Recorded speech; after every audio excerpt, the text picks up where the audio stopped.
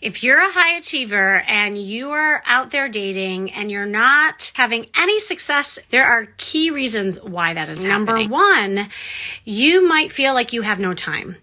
Overachievers, high achievers often are busy.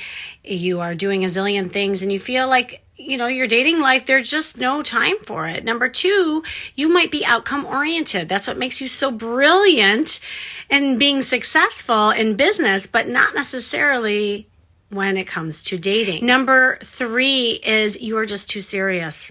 You have maybe a lot of busy energy and you're going a zillion miles a minute and you're not slowing down and taking time to receive and have fun and be playful. And most of all, you are not flirting. And if this all sounds like you, definitely check out my next workshop around how to flirt. DM me if you're interested and let me know what's going on with your flirt muscles.